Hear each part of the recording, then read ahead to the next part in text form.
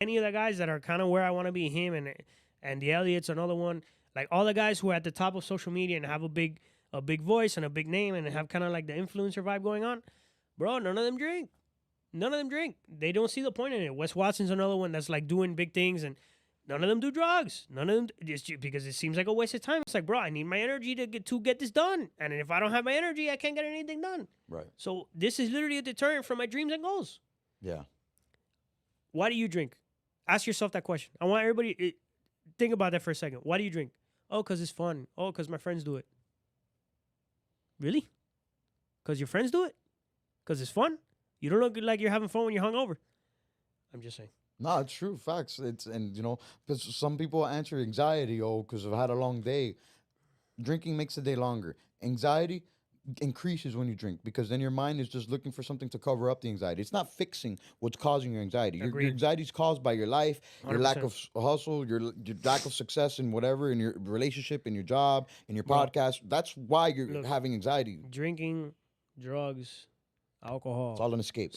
Nicotine, fucking food, stuff in your face. Homie, all that, yeah. And I did want to say that because I have that like close to my heart, and it's like a drug isn't just something you get high off, like substance. Right. A drug is this podcasting could be a drug. There's a universe where I'm podcasting every single day. I'm breaking the bread. I got my cameraman coming every day. I don't care. I'm dogging my guests out, and every day I'm doing a podcast, and it's just because it makes me feel good. I love the content. I love the views on Instagram. That's unhealthy. That's a drug. That's a crackhead. Like, thank God I'm not there. Thank God I love the uniqueness of, once a week, it's my ritual. I have my 20 questions for each guest. I'm doing maybe 2 guests at most. And it's their time, it's my time. I'm looking forward to it. All week I'm doing my research, listening to the podcast, listening to their music, going deep dives in their stuff. And it's a balance. It's not overdoing it. Same thing with music. Same thing with going to the gym. If you're going to the gym 5 times a day and you're not giving yourself a body to rest, your body time to rest, you're not going to get the gains you want. You can't be an extremist in anything in life. An extremist, an obsessive person, that's a turnoff. The second I see you're big on one thing, whether it's politics, food, anything, it's like, oh wait, what's going on here? Just like in working out and like being an athlete, there's a point where you're overtraining. There's a point where you're not gonna get results anymore. You're just literally like you're exercising for the sake of exercising, and it's not gonna benefit your body at all. It's the same thing in putting in work in a career, in a business, and in whatever. There's only a certain amount of hours where you're a peak performer. 6, 7, 8, maybe 10 hours where you're like, prime time. But when you're working 12, when you're working 14, you haven't slept, you haven't eaten anything, you're not working out, you're not taking care of your body, you're getting stressed easily. That all plays into your performance. That's another thing you have to take into account.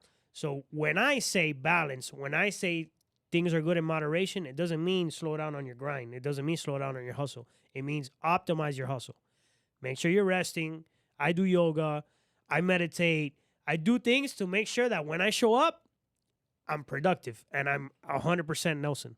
Because if I don't do those things, if I don't go to sleep early, I go to sleep at 9, 10 o'clock at night. Like, wow. I go to sleep early. Incredible. If I don't go to sleep early, if I don't get my 8 hours, if I don't work out, if I don't eat right, then when I'm here, I'm not who I should be.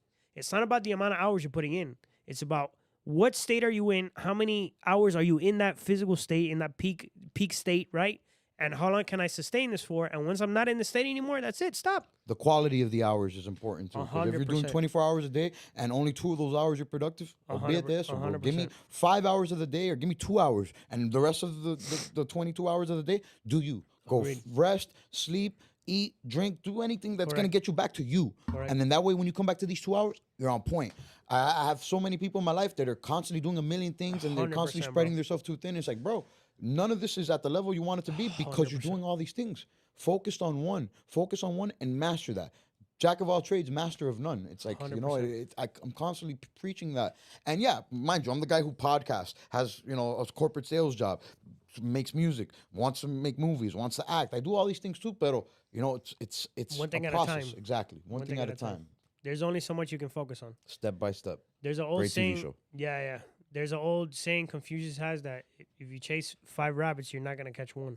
Wow, that's fire. I've never heard that. If you chase 5 things at once, you're not gonna even catch one of them. But if you focus on one thing and you make that your task and you get better at it day by day by day, eventually you're gonna get it and you're gonna be the best at it.